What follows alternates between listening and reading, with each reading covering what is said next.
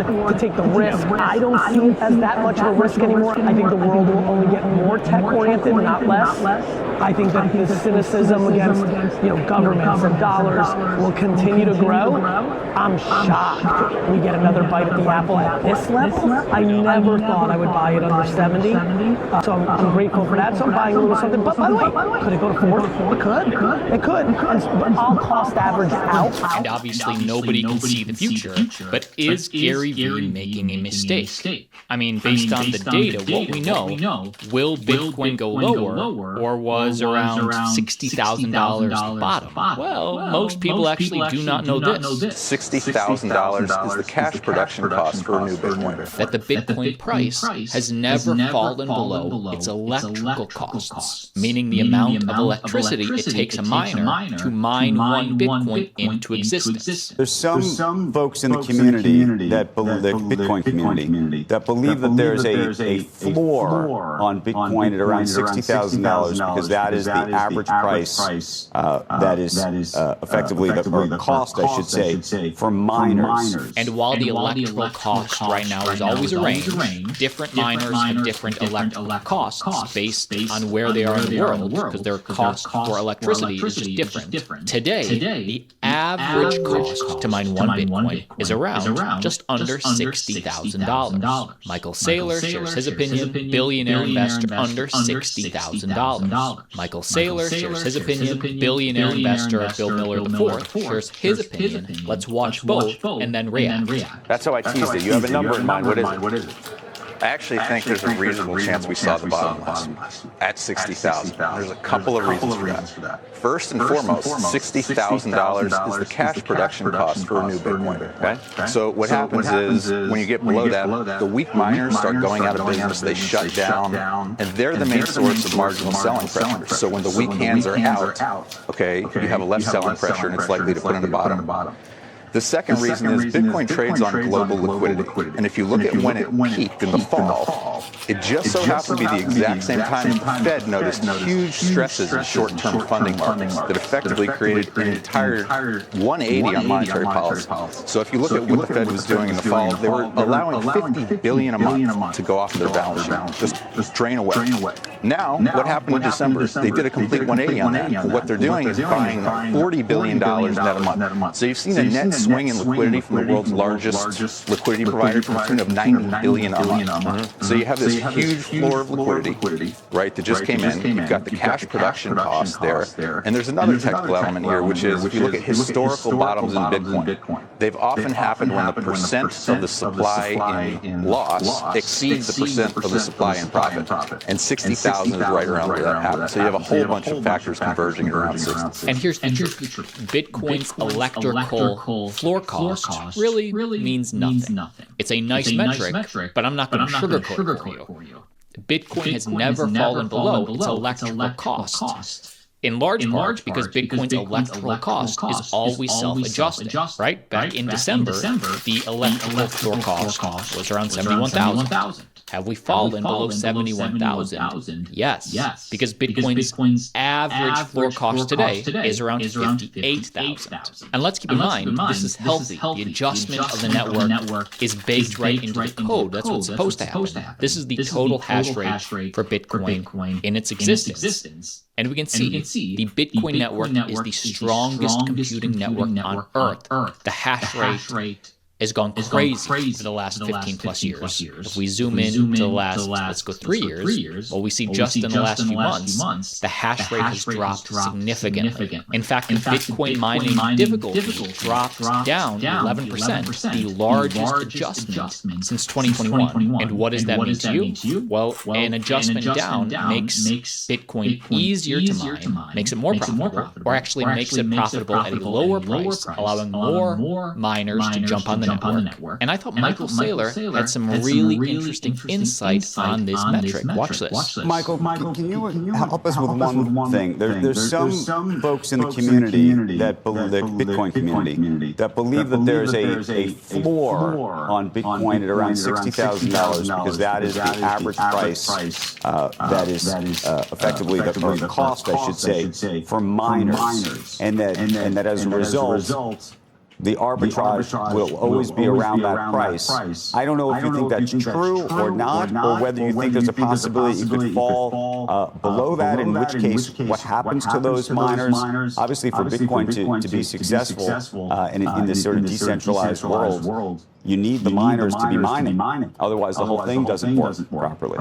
If you're focused upon the price dynamics of Bitcoin, I think it's much more interesting to look at what. Listen up. Listen up.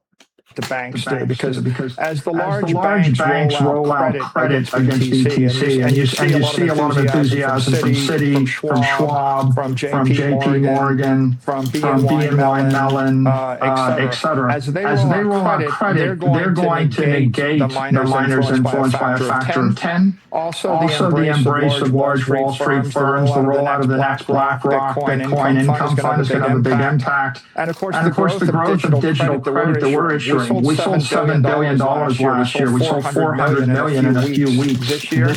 So the issuance at credit on top of that network is going to be 10x. The price impact of anything that the miners do or don't do. They're really a third order effect at this point in the future of the network. And what Michael Saylor said makes so much sense because most of the Bitcoin have already been mined. There will only ever be 21 million Bitcoin in existence ever, and almost 20 million of them have already been mined. So how much significance do the miners still have on the network? They are significant, but they have less significance than they used to have. And this backs Saylor up, because Saylor says that institutions using Bitcoin as collateral, using Bitcoin in the traditional system, they're the new big leagues in town. Well, Justin, the world's top credit rater, the S&P, declares Bitcoin is becoming global collateral when the S&P, the top credit rater, speaks. Big money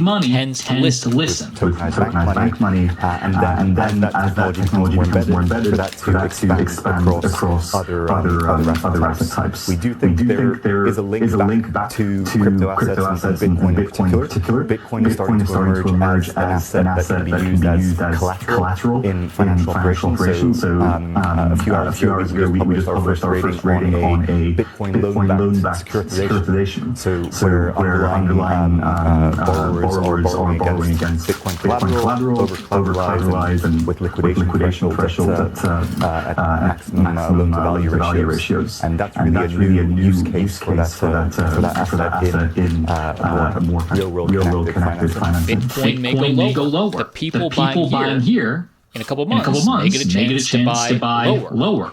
Of course, Bitcoin may have just bottomed. And there's so many more reasons to believe Bitcoin, Ethereum, quality crypto assets will be so much higher in the next decade. Real quick, if you were to make a prediction about where Bitcoin is, call it 12 months from now, what do you think?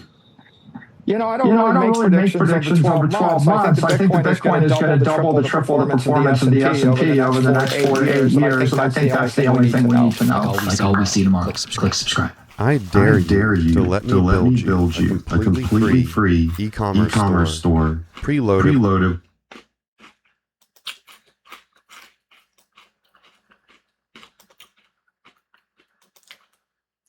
Chat, I dare you. Let me build you a preloaded e-com store. Yo, shut the fuck up with that bullshit. What you need to do is buy some Bitcoin.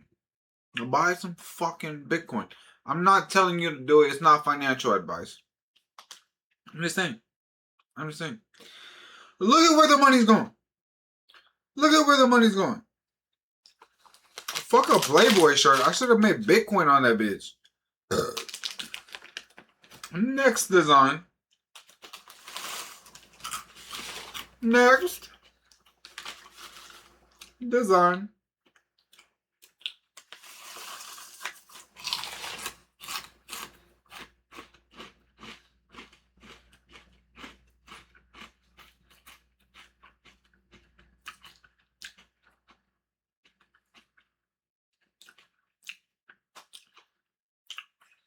If I buy a shirt for $7,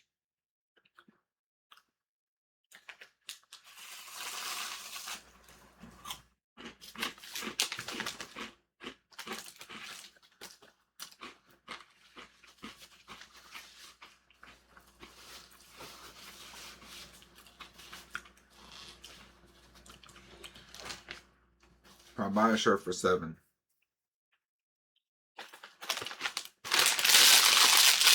Sell it for $50. Yo, I just want to say thank you to my fucking baby girl for real.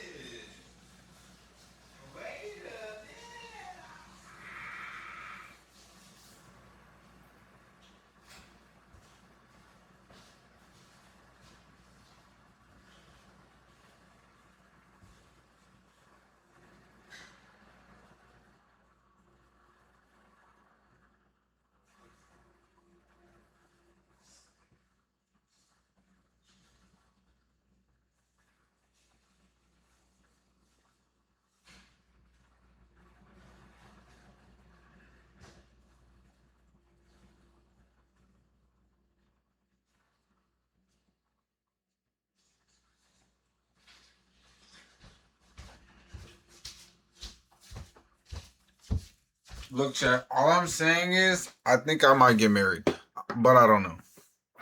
All I'm saying is I fucking love this girl. Like, all I'm saying is fuck these other hoes. I'm about to get chose. You feel me? Like, about fucking time. Like, oh shit. We're doing it again. No, I'm just kidding. But something special about Shorty though. Like, ooh. My fucking goodness, man. Yo, buy some, like, crypto, man. Crypto. If I could buy some crypto right now, I fucking would. What are you talking about? Let's see.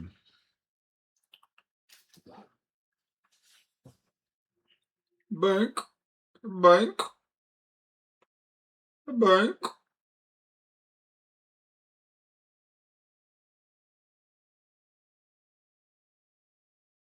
Bank.